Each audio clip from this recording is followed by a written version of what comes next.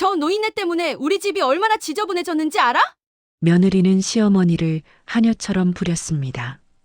어머님, 그 접시 좀 제대로 닦아요. 그들은 시어머니가 곧 죽을 거라 믿었죠. 유언장 한 줄 때문이었습니다. 하지만 곧 유언장 한 줄이 모든 걸 뒤집습니다. 그녀의 모든 것을 잃게 만들 진짜 지옥이 시작됩니다. 사연 시작 전 구독과 좋아요 눌러주시고 이 영상을 어디서 보고 계신지 댓글로 남겨주세요. 끝까지 시청해주시는 분들께 기쁨과 행복이 가득하시길 바랍니다. 사연 시작합니다. 며느리 김지연의 목소리가 아파트 거실 가득 울려 퍼졌고 소파에 비스듬히 누워 매니큐어를 바르던 그녀의 입술 끝에는 차가운 미소가 걸려 있었다. 부엌에서 설거지하던 시어머니 박순자의 손이 잠시 멈췄지만 곧 다시 수세미를 움직였고 거품이 손등 위로 흘러내렸다. 어머님, 그 접시 좀 제대로 닦아요. 어제도 기름때 그대로 있더라고요. 지연이 손톱을 입김으로 불며 말했고 옆에 앉은 남편 김태주는 신문을 펼친 채 아무 말도 하지 않았다. 순자가 물기를 닦으며 거실로 나왔고 회색 카디건 자락이 바닥에 스치는 소리가 작게 났다. 지연아, 점심은 뭐 먹을래? 지연이 매니큐어 뚜껑을 닫으며 코웃음을 쳤다. 어머님이 해주시면 되죠, 뭐. 순자는 냉장고 문을 열고 안을 들여다봤지만 눈빛에는 아무런 감정도 담겨 있지 않았다. 냉장고에 김치밖에 없는데. 지연이 소파에서 벌떡 일어나 냉장고 앞으로 성큼성큼 걸어왔고 순자를 어깨로 밀어내며 안을 확인했다. 안희장을 언제 봤다고 이 모양이에요? 제가 어제 돈 드렸잖아요. 순자가 한 발짝 물러서며 조용히 말했다.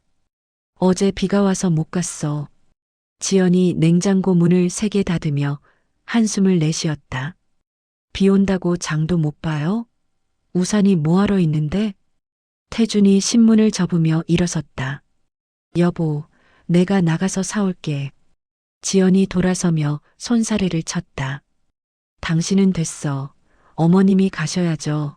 집에서 놀고 계시는데. 순자는 현관 쪽으로 걸어가며 낡은 운동화를 신었고 지연이 뒤에서 지갑을 던지듯 건네며 말했다. 고기는 삼겹살로 사오고 야채도 싱싱한 걸로 고르세요. 어제처럼 시든 거 사오면 안 돼요. 순자가 지갑을 받아들고 현관문을 열었고 복도의 차가운 공기가 안으로 밀려 들어왔다. 문이 닫히자 지연이 소파로 돌아가 다리를 꼬고 앉으며 휴대폰을 들여다봤다. 당신 어머니 요새 왜 저래? 맨날 멍하니 있고. 태준이 주방으로 가서 물을 따르며 대답했다. 나이 드시니까 그러시겠지.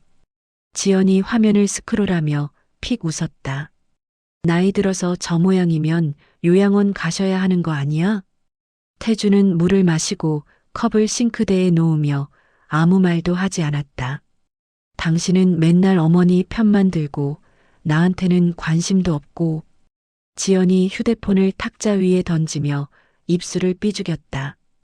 태준이 거실로 나와 소파 맞은편에 앉으며 한숨을 쉬었다. 여보, 그냥 조금만 참아. 얼마 안 남았어. 지연의 눈빛이 반짝였다. 뭐가 얼마 안 남았는데? 태준이 주위를 살피며 목소리를 낮췄다.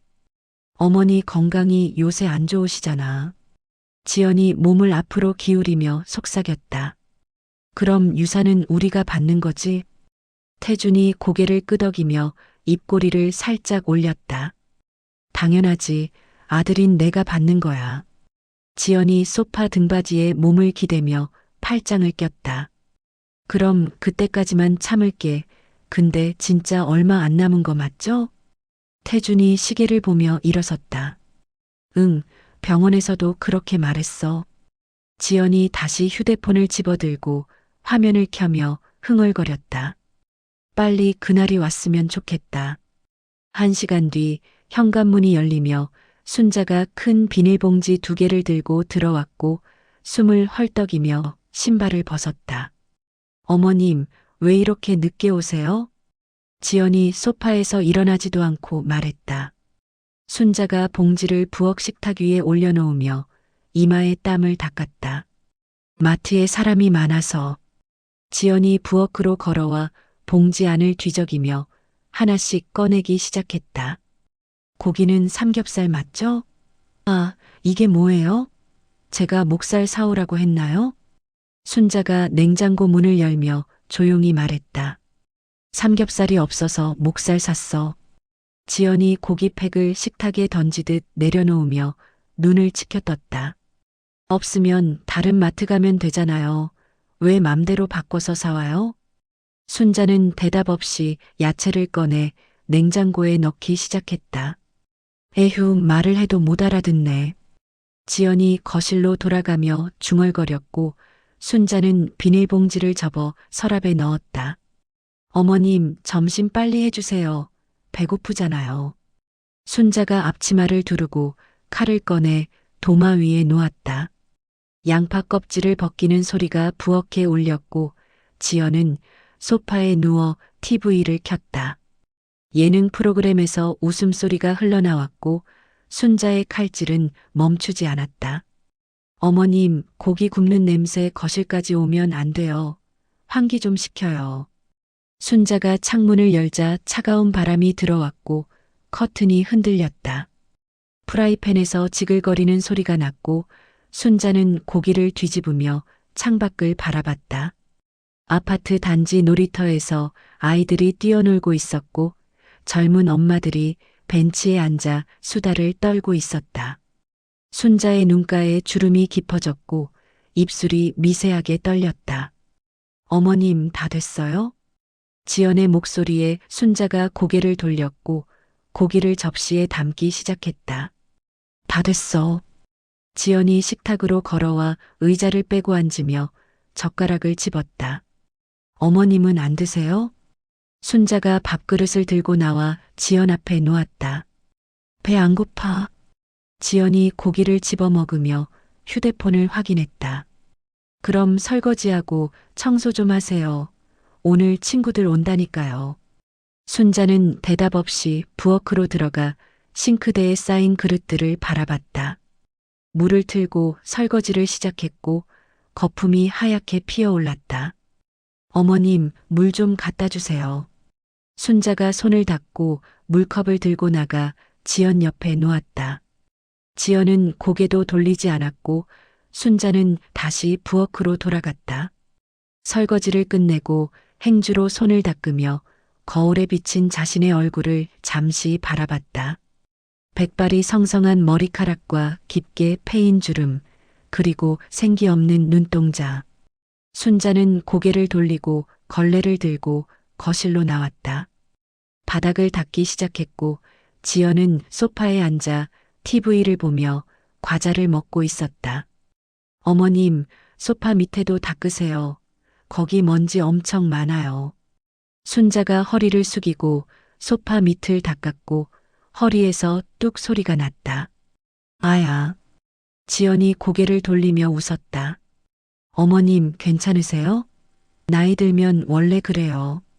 순자가 천천히 일어서며 허리를 펴려 했지만 통증이 올라왔다. 좀 쉬어야겠다. 지연이 과자를 씹으며 말했다. 청소 다 하고 쉬세요. 손님 오기 전에 끝내야죠. 순자는 다시 허리를 숙이고 걸레질을 계속했다. 땀이 이마에 맺혔고 숨소리가 거칠어졌다. 1시간 뒤 청소를 끝낸 순자가 자기 방으로 들어가 문을 닫았다. 침대에 앉아 서랍을 열고 낡은 수첩을 꺼냈다. 펜을 들고 오늘 날짜를 적었다. 12월 8일 지연이가 또 나를 하녀처럼 대했다.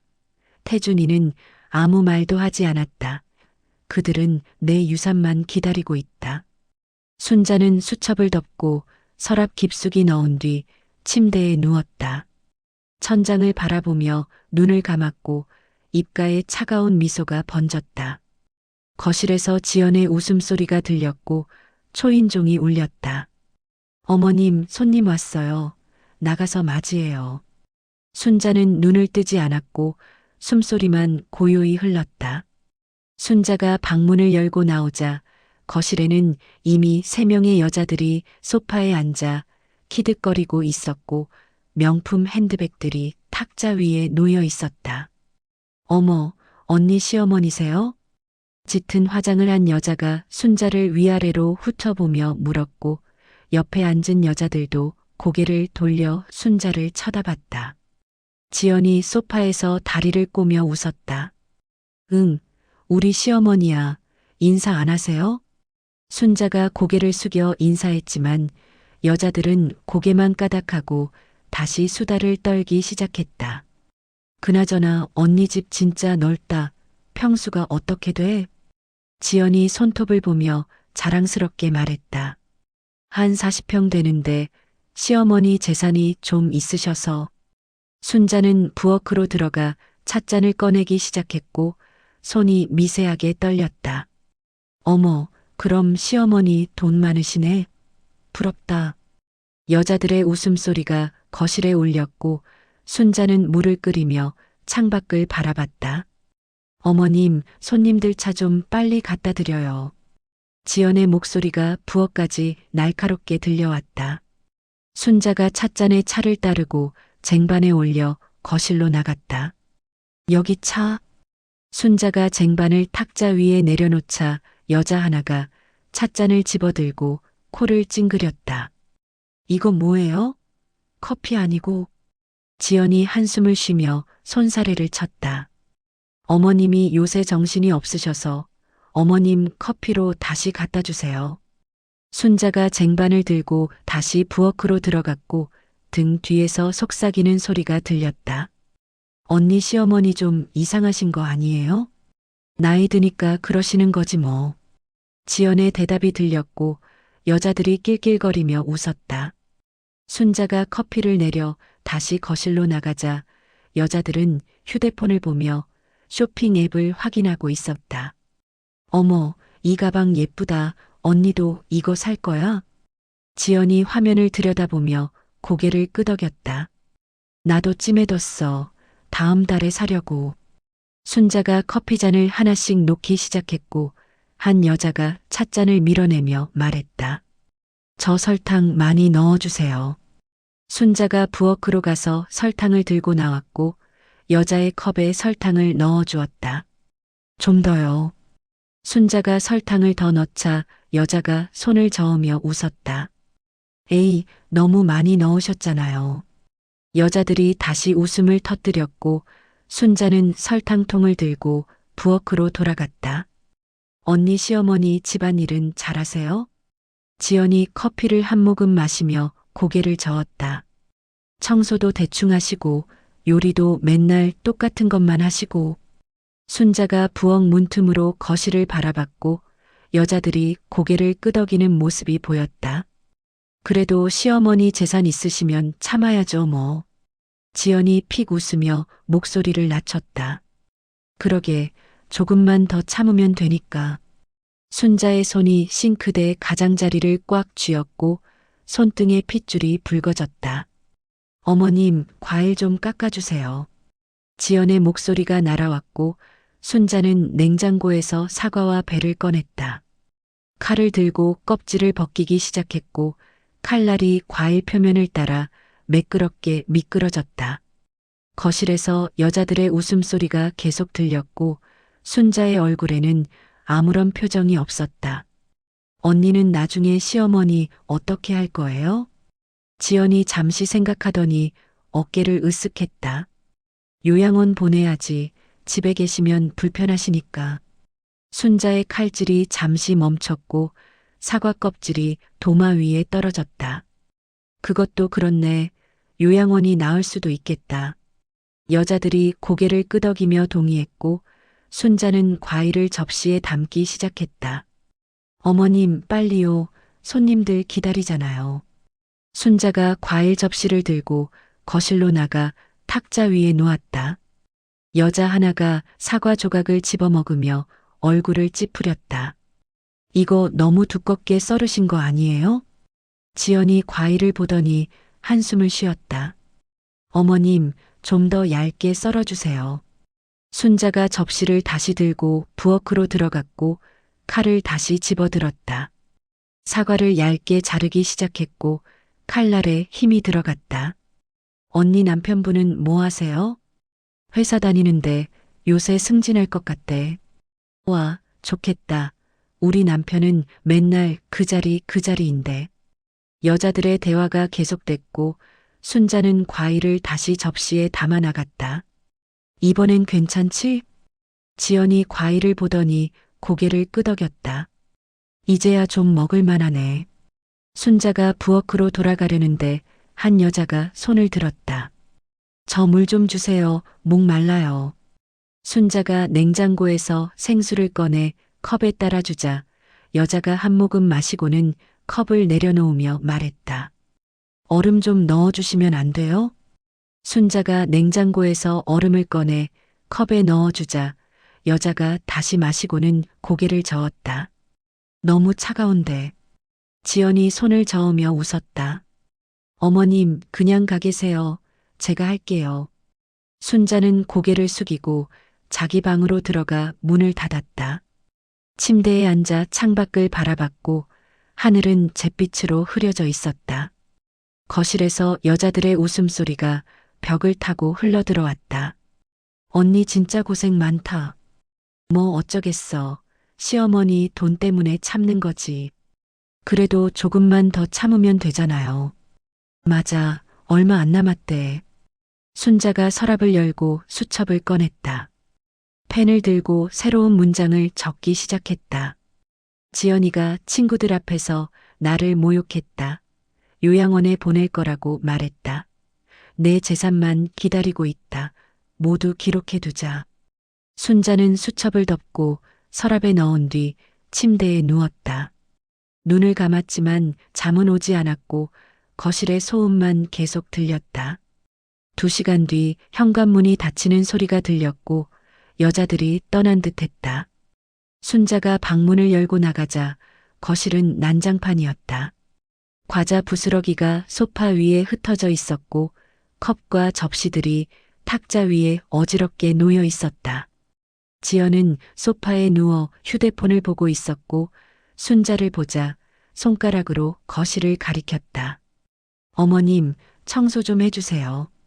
순자는 대답 없이 부엌에서 쓰레기 봉투를 들고 나와 과자 부스러기를 주우며 시작했다. 허리를 숙일 때마다 통증이 올라왔지만 표정은 변하지 않았다. 지연이 하품을 하며 일어나 방으로 들어갔고 문을 닫는 소리가 났다. 순자는 설거지를 하고 바닥을 닦고 소파를 정리했다. 1시간 뒤 모든 청소가 끝났고 거실은 다시 깨끗해졌다. 순자가 자기 방으로 들어가 불을 끄고 침대에 누웠다. 어둠 속에서 천장을 바라보며 입술을 깨물었고 눈가에 눈물이 맺혔지만 흘러내리지는 않았다. 새벽 5시 알람도 없이 눈을 뜬 순자가 침대에서 일어나 창문을 열었고 차가운 공기가 방 안으로 밀려 들어왔다. 세수를 하고 낡은 트레이닝복을 입은 뒤 조용히 방문을 열고 나갔다. 거실은 고요했고 지연과 태준의 방에서는 아무 소리도 들리지 않았다. 부엌으로 들어가 냉장고를 열고 재료들을 하나씩 꺼내기 시작했다. 도마 위에 물을 올려놓고 칼을 집어들었고 칼날이 도마를 두드리는 소리만 리듬감 있게 울렸다.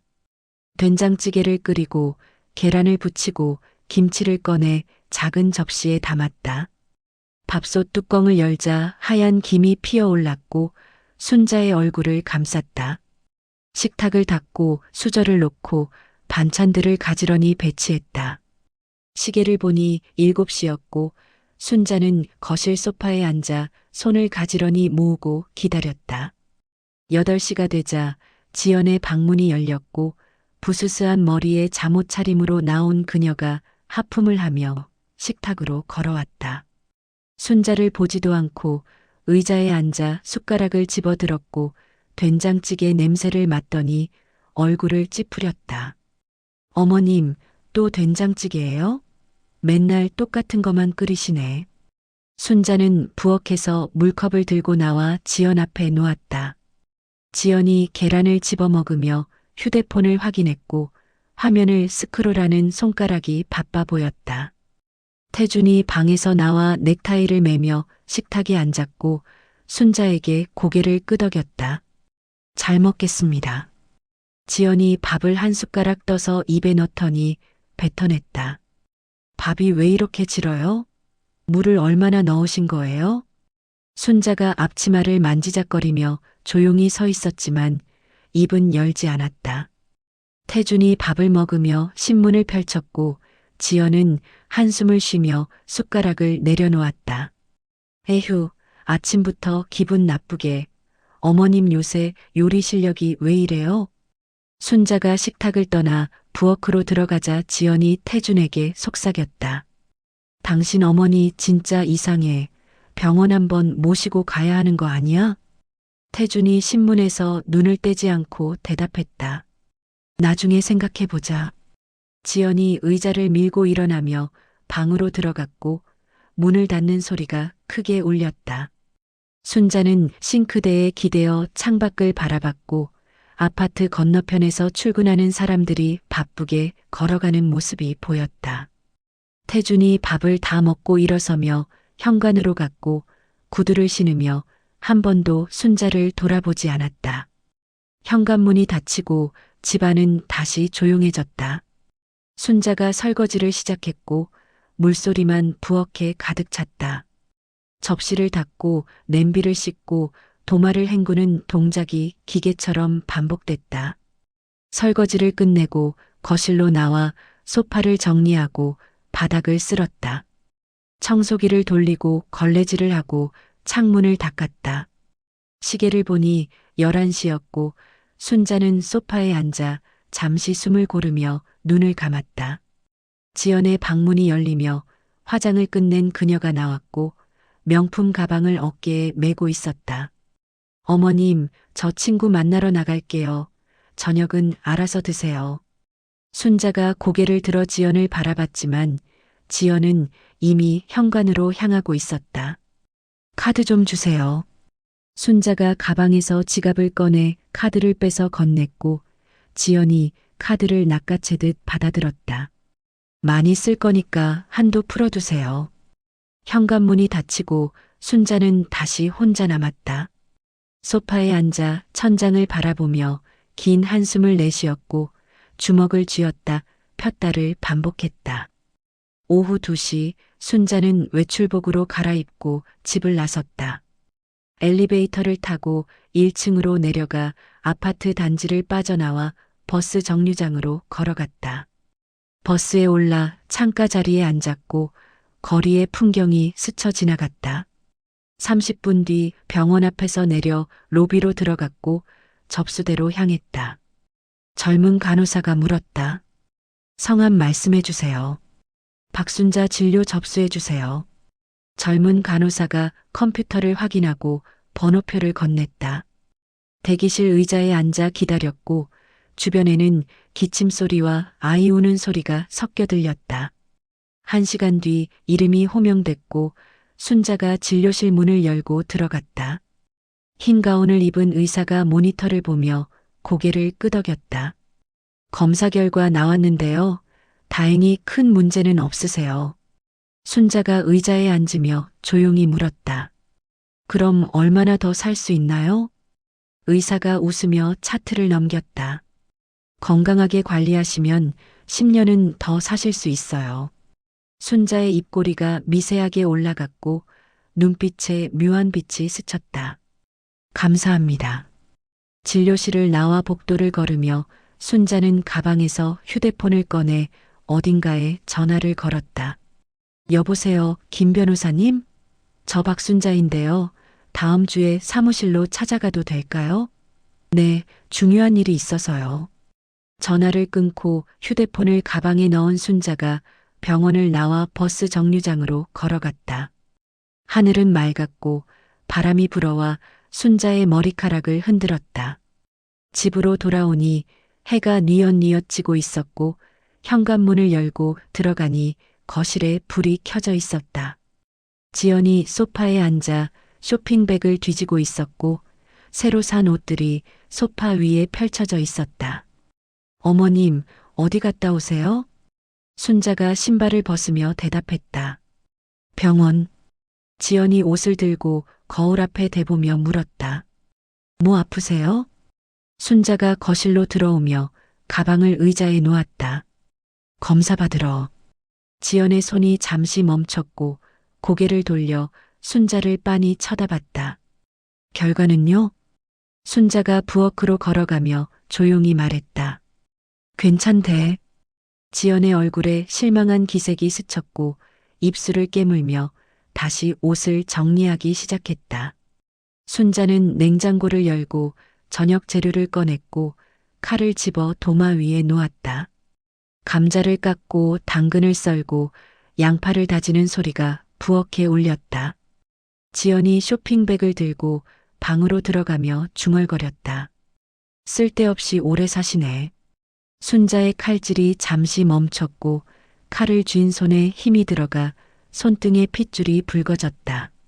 천천히 숨을 내쉬고 다시 칼질을 시작했고 칼날이 도마를 두드리는 소리만 규칙적으로 이어졌다.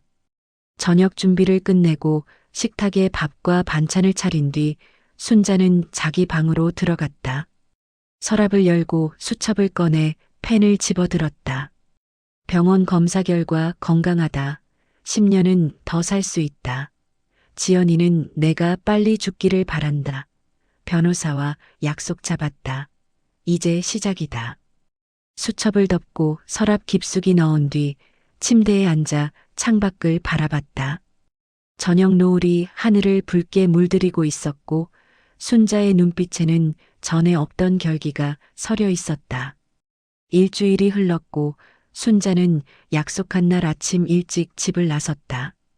지하철을 타고 강남역에서 내려 빌딩 숲 사이를 걸어 법률사무소가 있는 건물 앞에 섰다. 엘리베이터를 타고 12층에서 내려 복도를 따라 걸었고 법률사무소 간판이 보였다. 문을 열고 들어가자 깔끔한 리셉션과 가죽 소파가 놓인 대기실이 나타났다. 박순자 고객님 맞으시죠? 변호사님께서 기다리고 계십니다. 젊은 직원이 안내하며 안쪽 사무실 문을 열어주었다. 50대 중반의 김 변호사가 책상에서 일어나 악수를 청했다. 오랜만입니다. 박 사장님. 순자가 의자에 앉으며 가방에서 서류 봉투를 꺼냈다. 바쁘실 텐데 시간 내주셔서 감사합니다. 김 변호사가 안경을 고쳤으며 고개를 끄덕였다. 전화로 말씀하신 유언장 작성건이죠? 순자가 봉투를 책상 위에 올려놓으며 조용히 말했다. 네, 제 전 재산에 대한 유언장을 새로 쓰려고 합니다. 김 변호사가 봉투를 열고 안에 든 부동산 등기부등본과 통장 사본들을 꺼내 살펴보기 시작했다. 아파트 세 채와 상가 2개, 예금이 5억 정도 되시네요. 순자가 창밖을 바라보며 고개를 끄덕였다. 남편이 평생 모은 겁니다. 김 변호사가 펜을 들고 메모지를 꺼냈다. 수익자를 누구로 하실 건가요? 순자가 가방에서 작은 수첩을 꺼내 펼쳤고 거기에는 빼곡히 적힌 글씨들이 가득했다. 며느리와 아들에 대한 기록입니다. 지난 3년 동안의 일들이요. 김 변호사가 수첩을 받아들고 천천히 읽기 시작했고 표정이 점점 굳어졌다. 수첩에는 날짜별로 며느리의 폭언과 무시, 아들의 방관, 그들의 속삭임까지 세세하게 기록되어 있었다. 이건 순자가 손을 모으고 조용히 말했다. 전부 사실입니다. 김 변호사가 수첩을 덮고 순자를 바라봤고 눈빛에 연민이 담겼다. 정말 힘드셨겠습니다. 순자는 대답 대신 창밖의 빌딩들을 바라봤고 입술을 꾹 다물었다. 그래서 유언장은 어떻게 하실 계획이신가요? 순자가 가방에서 사진 한 장을 꺼내 책상 위에 놓았다. 사진 속에는 20살쯤 되어 보이는 젊은 남자가 환하게 웃고 있었다. 제 손자 민준이입니다. 미국에서 대학 다니고 있어요. 김 변호사가 사진을 들여다보며 고개를 끄덕였다. 손자분께 전 재산을 상속하시겠다는 말씀이신가요? 순자가 고개를 끄덕이며 확고한 목소리로 말했다. 네, 아들과 며느리에게는 단 한 푼도 주지 않을 겁니다. 김 변호사가 펜으로 메모를 하며 물었다. 손자분은 이 사실을 알고 계신가요? 순자가 고개를 저었다. 아직은 모릅니다. 때가 되면 알려줄 겁니다. 김 변호사가 서류를 정리하며 말했다. 유언장 작성에는 일주일 정도 걸립니다. 공증까지 마치면 법적 효력이 생기고요. 순자가 가방에서 도장을 꺼내 책상 위에 놓았다. 빨리 진행해 주세요. 2시간 뒤 상담을 마친 순자가 법률사무소를 나와 엘리베이터를 탔다. 거울에 비친 자신의 얼굴을 보며 입꼬리가 미세하게 올라갔다. 지하철을 타고 집으로 돌아오는 길, 순자는 창밖을 바라보며 지난 3년을 떠올렸다. 며느리의 차가운 눈빛, 아들의 외면, 혼자 먹던 저녁 식사들, 밤마다 적어 내려간 수첩의 문장들. 집 앞에 도착해 엘리베이터를 타고 올라가 현관문을 열었다. 거실에는 아무도 없었고 고요했다.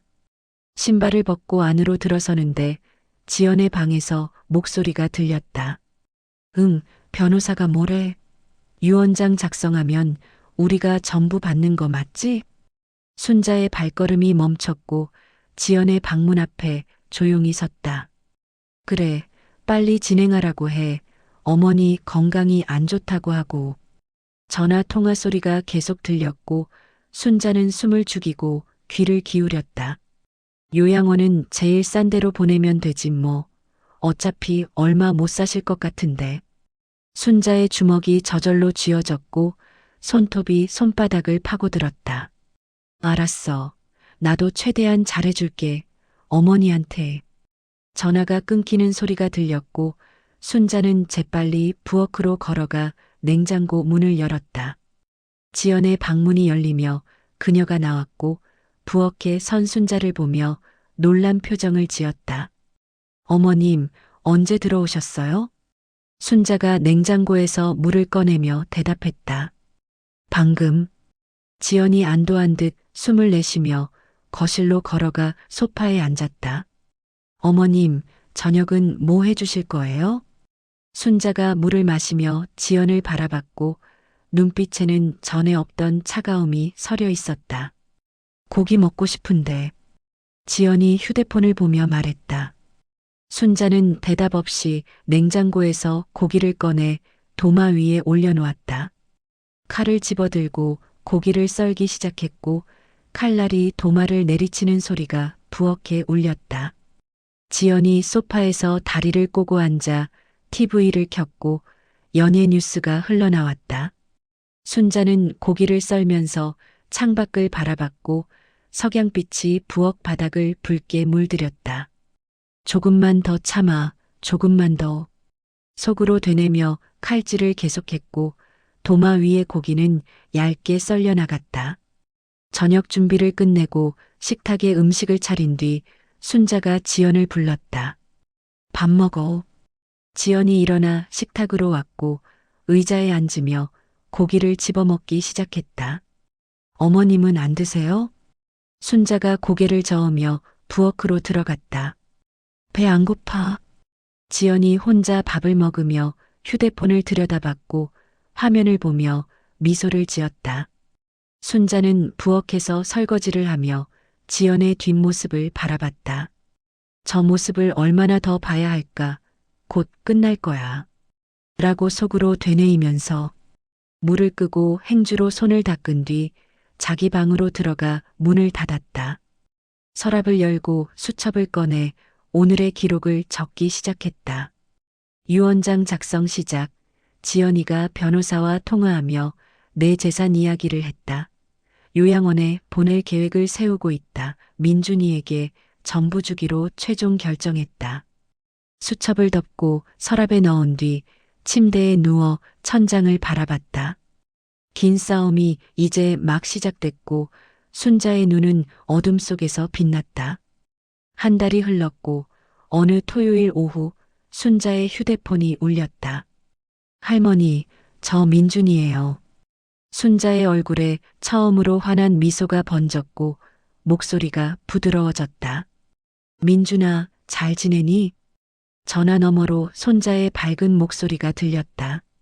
네, 할머니 다음 주에 한국 들어가요. 방학이라서요. 순자가 침대에 앉으며 창밖을 바라봤다. 그래, 할머니가 맛있는 거 많이 해줄게. 통화를 마치고 전화를 끊은 순자가 서랍에서 편지 봉투 하나를 꺼냈다. 법률사무소에서 보내온 유언장 사본과 공증 확인서가 들어 있었다. 봉투를 다시 서랍 깊숙이 넣고 옷장을 열어 오랫동안 입지 않았던 정장을 꺼냈다. 거울 앞에 서서 정장을 몸에 대보니 생각보다 잘 어울렸다. 일주일 뒤 공항 도착 게이트 앞 순자는 손에 꽃다발을 들고 서 있었다. 사람들이 쏟아져 나오고 그 사이로 키 큰 젊은 남자가 캐리어를 끌며 나타났다. 할머니, 민준이 달려와 순자를 꼭 안았고 순자의 눈가에 눈물이 맺혔다. 우리 민준이 많이 컸네. 민준이 캐리어를 들고 순자의 팔을 부축하며 걸었다. 할머니, 택시 타고 가요. 순자가 고개를 저으며 지하철 입구를 가리켰다. 괜찮아, 지하철 타자. 집에 도착해 현관문을 열고 들어가자 거실에 지연과 태준이 앉아 있었다. 민준아, 왔구나. 태준이 일어나 아들을 안았지만 표정은 어색했다. 아빠, 오랜만이에요. 지연이 소파에서 일어나지도 않고 손을 흔들었다. 민준아, 미국 생활 어때? 민준이 캐리어를 거실에 두고 할머니 곁에 섰다. 좋아요. 근데 할머니가 보고 싶었어요. 지연이 휴대폰을 보며 픽 웃었다. 할머니가 뭐가 그리 좋다고. 순자가 부엌으로 들어가며 조용히 말했다. 저녁 준비할게. 민준이 할머니를 따라 부엌으로 들어가 앞치마를 꺼내 입었다. 할머니, 제가 도와드릴게요. 순자가 손자의 머리를 쓰다듬으며 미소 지었다. 우리 민준이 다 컸네. 거실에서 지연과 태준이 속삭이는 소리가 들렸다. 민준이 온 김에 어머니 설득 좀 해봐. 유언장 빨리 쓰시라고. 태준이 신문을 펼치며 고개를 끄덕였다. 알았어. 저녁 식사 자리, 순자가 정성껏 차린 음식들이 식탁 가득 놓였다. 민준이 밥을 먹으며 환하게 웃었다. 역시 할머니 요리가 최고예요. 지연이 젓가락을 놓으며 태준을 쳐다봤고 태준이 목청을 가다듬었다. 어머니, 말씀 좀 드릴 게 있는데요. 순자가 국을 떠먹으며 고개를 들었다. 뭔데? 태준이 지연을 보고 다시 순자를 보며 말했다. 유언장 작성하셨어요? 식탁이 순간 조용해졌고 민준이 젓가락을 든 채 아버지를 바라봤다. 순자가 천천히 숟가락을 내려놓으며 대답했다. 했어. 지연의 얼굴이 환해지며 몸을 앞으로 기울였다. 그럼 내용은 어떻게 되는 건가요? 순자가 물을 한 모금 마시며 침착하게 말했다. 다음 주 수요일에 변호사 사무실에서 발표할 거야. 다들 와야 해. 태준이 고개를 끄덕이며 안도한 표정을 지었다. 알겠습니다. 지연이 웃음을 참으며 고기를 집어먹었고 순자는 그 모습을 조용히 바라봤다. 민준이 할머니 손을 잡으며 물었다. 할머니, 괜찮으세요? 순자가 손자의 손을 꽉 쥐며 고개를 끄덕였다. 괜찮아, 다 괜찮아. 수요일 오후 2시 강남 법률사무소 회의실에 4사람이 모였다. 김 변호사가 서류 가방을 열고 유언장을 꺼내 테이블 위에 놓았다. 지연이 의자에 앉아 다리를 꼬고 기대에 찬 표정으로 변호사를 바라봤다. 태주는 넥타이를 고쳐 매며 긴장한 듯 손을 비볐다. 민주는 할머니 옆에 앉아 그녀의 손을 잡고 있었다. 그럼 박순자 여사님의 유언장을 낭독하겠습니다. 김 변호사가 안경을 쓰고 서류를 펼쳤다. 본인 박순자는 정신이 온전한 상태에서 다음과 같이 유언합니다. 지연이 몸을 앞으로 기울이며 입술을 핥았다. 본인 소유의 아파트 3채, 상가 2개, 예금 5억 원 전액을 손자 김민준에게 상속한다. 순간 회의실이 얼어붙었고 지연의 얼굴이 새하얗게 변했다. 뭐라고요? 태준이 자리에서 벌떡 일어나며 목소리를 높였다. 어머니, 이게 무슨 말씀이세요? 순자는 팔짱을 끼고 조용히 앉아 있었고 표정에는 아무런 동요가 없었다. 김 변호사가 계속 낭독했다. 며느리 김지영과 아들 김태준에게는 단 한 푼도 상속하지 않으며 그 이유는 첨부된 기록을 통해 증명한다.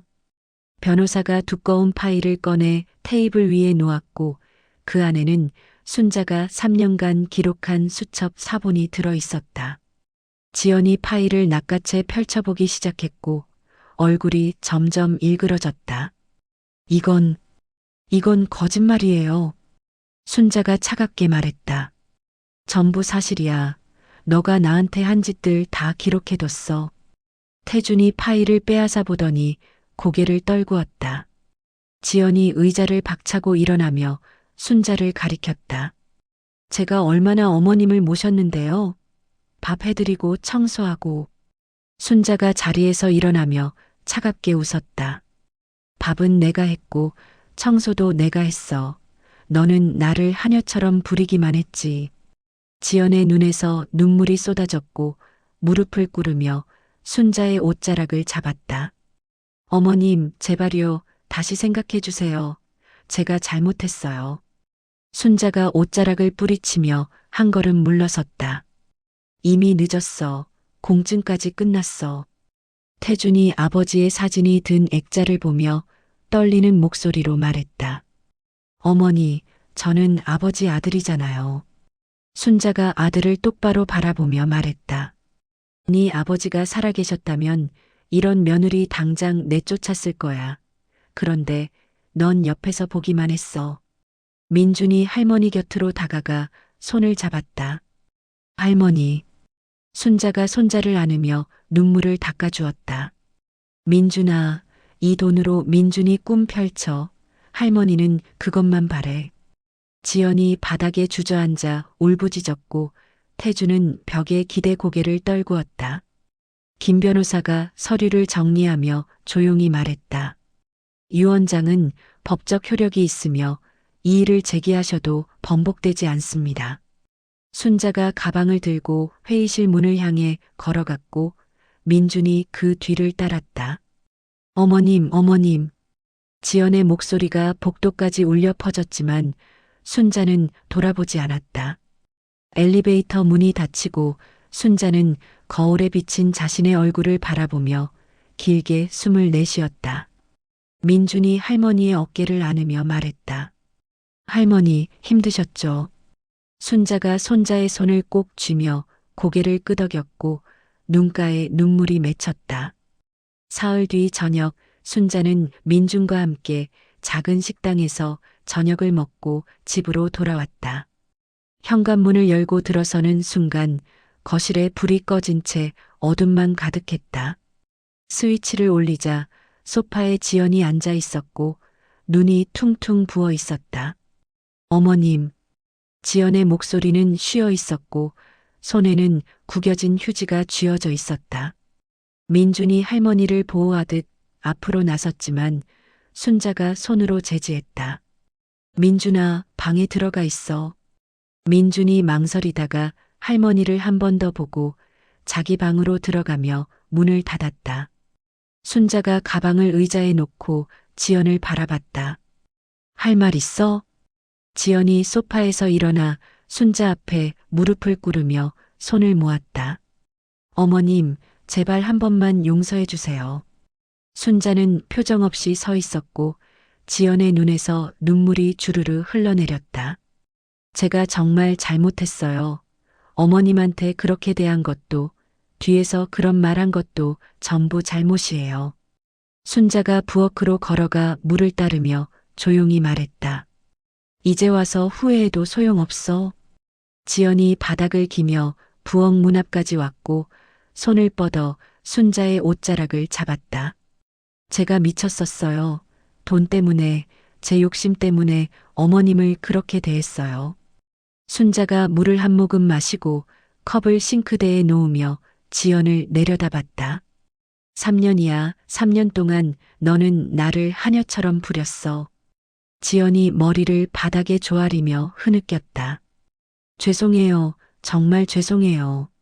순자가 지연의 손을 뿌리치고 거실로 나와 소파에 앉았다. 지연이 기어서 따라왔고 순자의 무릎 앞에 다시 엎드렸다. 제가 어떻게든 보상할게요. 앞으로는 진짜 잘할게요. 효도할게요. 순자가 팔짱을 끼고 창밖을 바라봤다. 너는 내가 아프기를 바랐어. 빨리 죽기를 바랐어. 지연의 얼굴이 창백해지며 고개를 저었다. 아니에요. 그런 적 없어요. 순자가 차갑게 웃으며 지연을 똑바로 바라봤다. 수첩에 다 적혀 있어.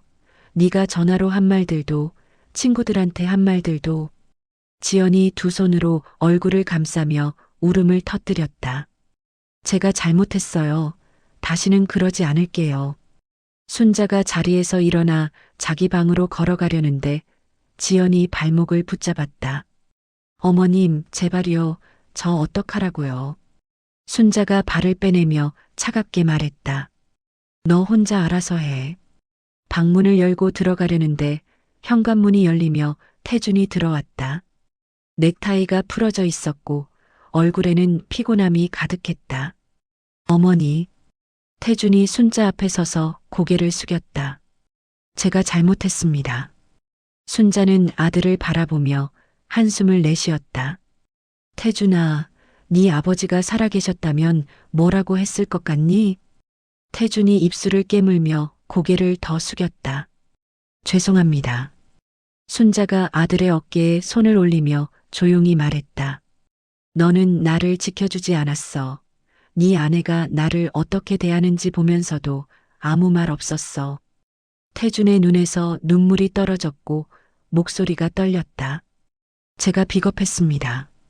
순자가 손을 거두고 한 걸음 물러섰다. 나는 너를 키우느라 평생을 일했어.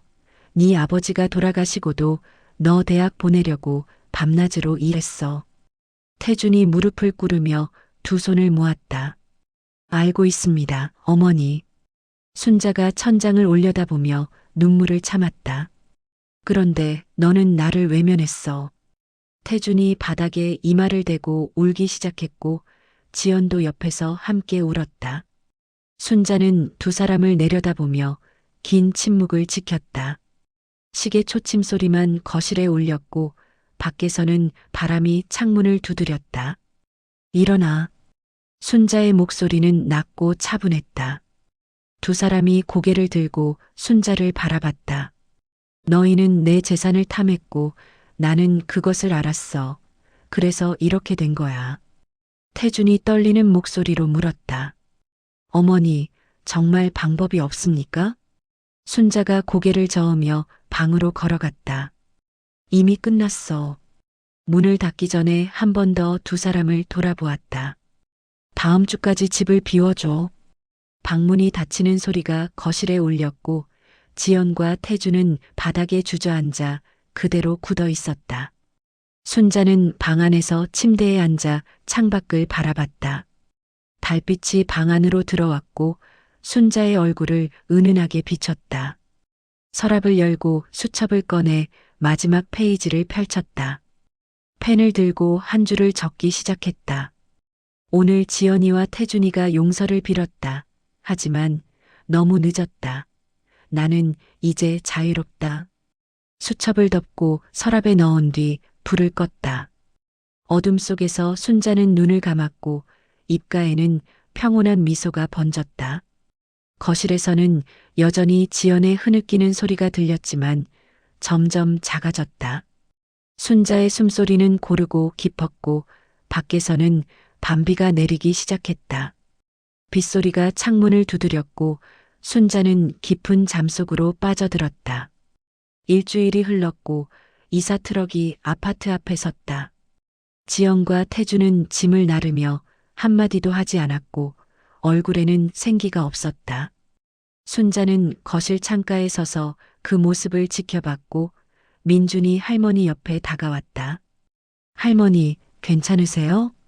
순자가 손자의 머리를 쓰다듬으며 고개를 끄덕였다. 괜찮아.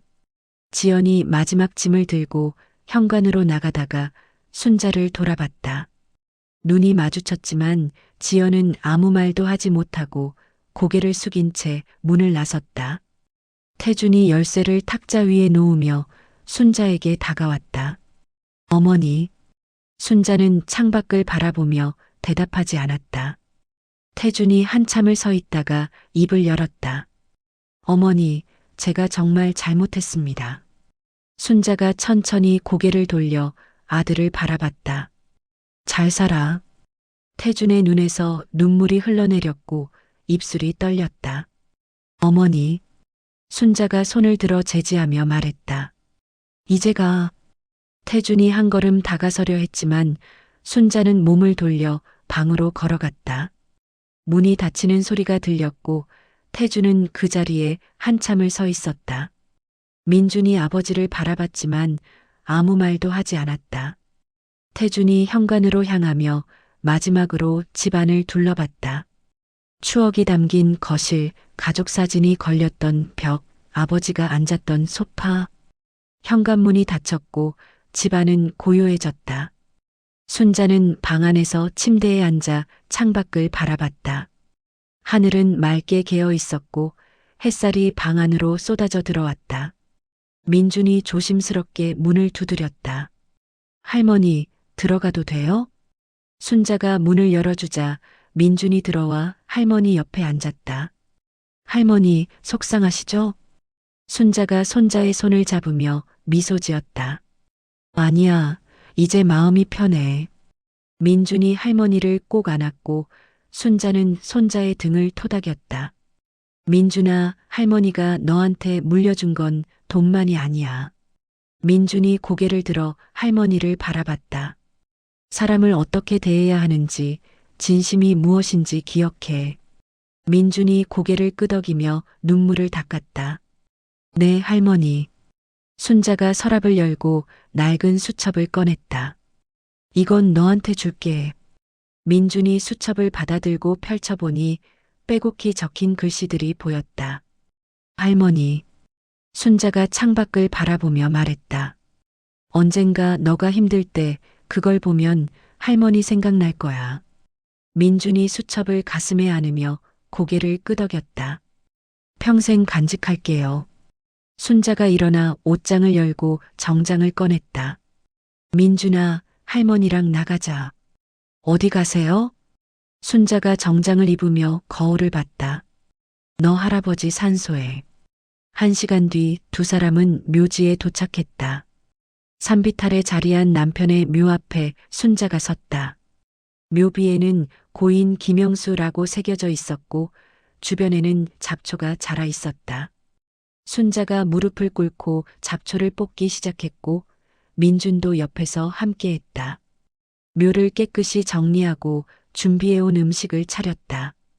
순자가 술을 따르며 남편의 사진을 바라봤다.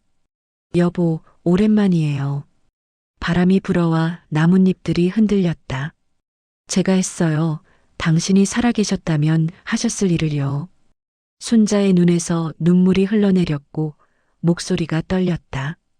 태준이는 이제 저한테 없어요. 스스로 선택한 거예요. 민준이 할머니의 어깨를 안으며 함께 울었다. 순자가 묘비를 쓰다듬으며 웃었다. 하지만 괜찮아요. 저는 이제 자유로워요. 햇살이 묘비를 비추고 있었고 멀리서 새소리가 들렸다. 순자가 절을 하고 일어서며 하늘을 올려다봤다.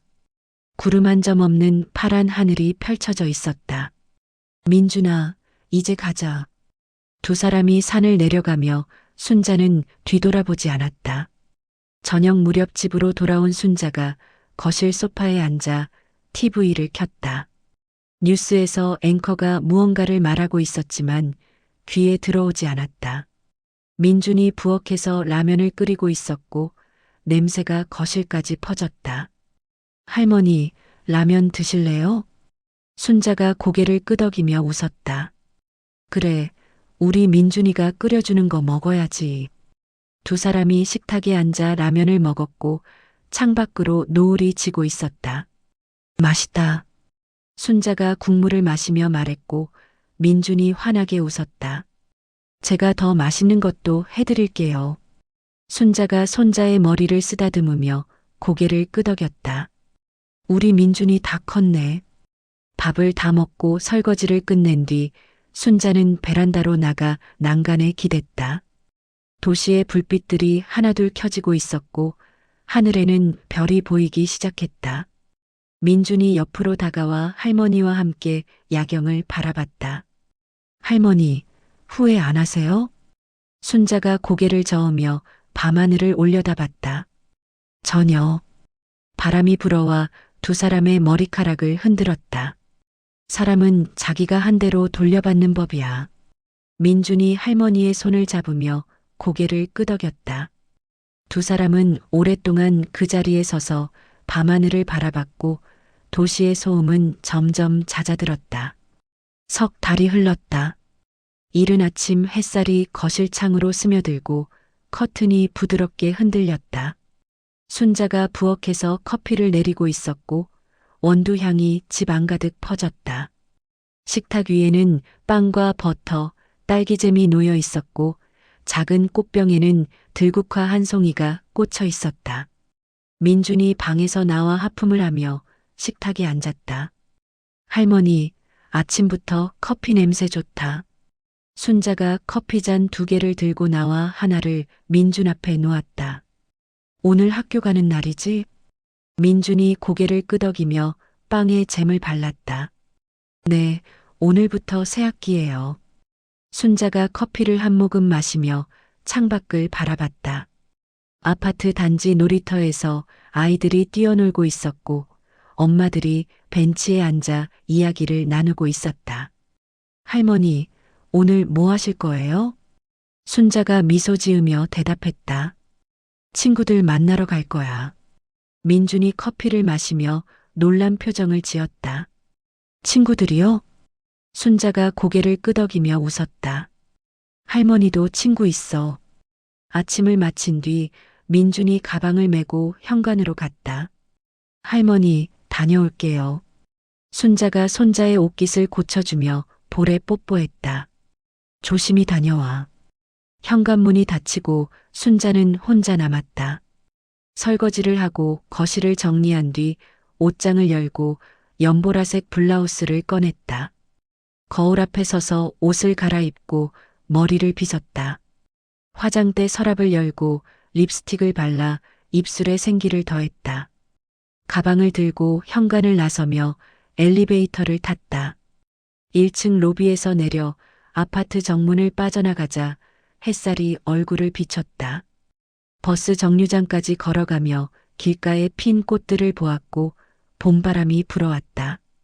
버스에 올라 창가 자리에 앉아 거리를 바라봤다. 사람들이 출근하고 가게 문을 열고 일상을 시작하는 모습이 보였다. 30분 뒤 복지관 앞에서 내려 건물 안으로 들어갔다. 로비에는 같은 또래의 사람들이 모여 있었고 웃음소리가 들렸다. 순자 씨, 오랜만이에요. 한 할머니가 반갑게 손을 흔들며 다가왔다. 그동안 잘 지냈어요? 순자가 미소 지으며 고개를 끄덕였다. 네, 잘 지냈어요. 함께 계단을 올라 2층 강당으로 들어가자 탁구대와 요가 매트가 놓여 있었다. 사람들이 삼삼오오 모여 스트레칭을 하고 있었고 선생님이 음악을 틀었다. 순자가 매트 위에 앉아 다리를 뻗으며 숨을 깊게 들이마셨다. 음악이 흐르고 몸이 천천히 움직였고 마음이 편안해졌다.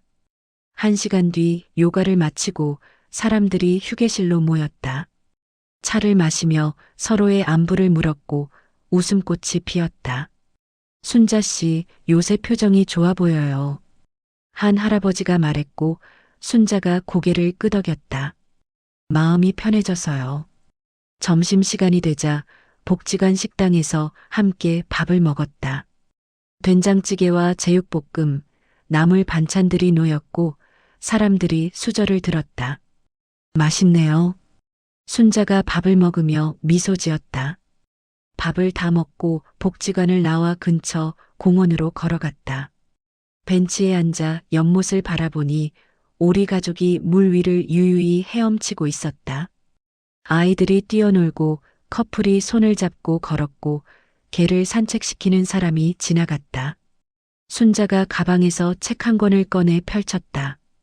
오래전에 사두고 읽지 못했던 소설책이었다. 한 장 한 장 넘기며 이야기에 빠져들었고 시간이 흘렀다. 해가 기울어지기 시작하자 책을 덮고 일어났다. 공원을 나와 버스 정류장으로 걸어가며 하늘을 올려다봤다. 노을이 하늘을 물들이고 있었고 구름이 천천히 흘러갔다. 버스를 타고 집으로 돌아오는 길, 창밖으로 도시의 풍경이 스쳐 지나갔다. 집 앞에 도착해 엘리베이터를 타고 올라가 현관문을 열었다. 거실에 불을 켜자 민준이 소파에 앉아 노트북을 보고 있었다. 할머니, 다녀오셨어요? 순자가 가방을 의자에 놓으며 고개를 끄덕였다. 응, 민준이는 학교 어땠어? 민준이 노트북을 덮으며 일어나 할머니를 안았다. 좋았어요. 순자가 손자의 등을 토닥이며 부엌으로 갔다. 저녁 뭐 먹을래? 민준이 따라오며 웃었다. 할머니가 해주시는 거면 다 좋아요. 순자가 냉장고를 열고 재료를 꺼내기 시작했고 민준이 옆에서 도왔다. 두 사람이 함께 요리를 하며 이야기를 나눴고 웃음소리가 부엌에 가득했다. 저녁을 먹고 설거지를 끝낸 뒤 순자는 베란다로 나갔다. 밤하늘에 별이 빛나고 있었고 도시의 불빛들이 반짝였다. 민준이 옆으로 다가와 할머니 어깨에 머리를 기댔다. 할머니, 행복하세요? 순자가 손자의 손을 잡으며 밤하늘을 올려다봤다. 응, 행복해.